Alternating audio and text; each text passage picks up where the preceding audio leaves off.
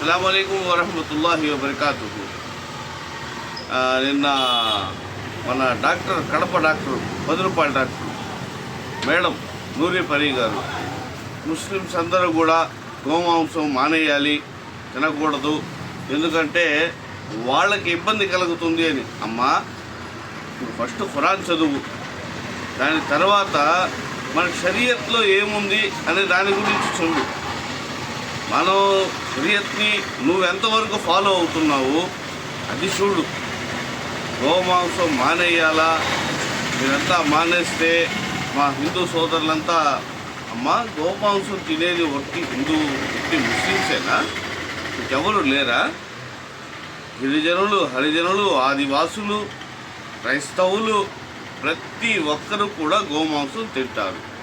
కేవలం ముస్లిమ్స్నే వాళ్ళు కావాలని టార్గెట్ చేస్తున్నారు. ఆ టార్గెట్ని నువ్వేదో పెద్ద ఇదిలాగా తీసుకుంటా ఉన్నావు. గోమాంసం ప్రతి ఒక్కరు తింటారు. నాన్ వెజ్ అనేది అందరూ తింటారు. రేట్లు పెరిగాయి, మటన్ మనం తినలేము అని చెప్పి నీకేమైనా చెప్పామా? మటన్ తినే స్తోమత మాకు లేదని నీకేమైనా చెప్పామా? ఎందుకమ్మా అనవసరంగా మతిస్థిమితం లేకుండా మాట్లాడుతూ ఉన్నావు? ఏదో నీకెవరో ఫేవర్ కావాలని చెప్పేసి ఆ ఫేవర్గా నువ్వు ఇలా మాట్లాడుతున్నావు అని అర్థమవుతుంది. దయచేసి ఇలాంటి వీడియోలు చేయబాక. నీకేమైనా చెయ్యాలి అంటే ముస్లిం సమాజానికి ఉపయోగపడేటటువంటి ఏదైనా కార్యక్రమాలు చేయి. ముస్లిం సమాజానికి కావలసినటువంటి హక్కుల కోసం ఏమైనా పోరాటం చేయి.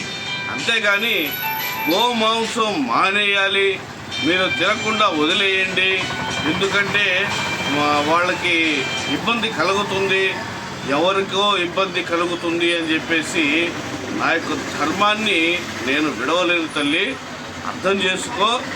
ఇంకో విషయం ఏందిరా అంటే,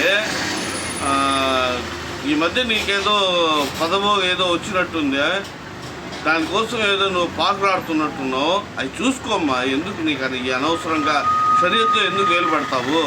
ముస్లిం, ఇస్లాం, షరియత్ నీకు పక్కాగా తెలుసుంటే దయచేసి ఆ ఇస్లాం షరియత్లో ఏదైతే ఉందో దాన్ని ఫాలో ముందు. అలా కాకుండా నీ ఇష్ట ప్రకారంగా గోమాంసం మానేయండి. ఎక్స్పోర్ట్ చేసేదంతా హిందువులే, ఎక్స్పోర్ట్ చేసేదంతా మన గుజరాత్కి చెందినటువంటి హిందూ సోదరులే. ఎక్స్పోర్ట్ కంపెనీలన్నీ వాళ్ళే, ఆదాయం వాళ్ళదే. గోవుల్ని తీసుకెళ్తాము, సంరక్షణ చేస్తామని చెప్పేసి వాటిని కోసి అమ్మతుండేది కూడా వాళ్ళే.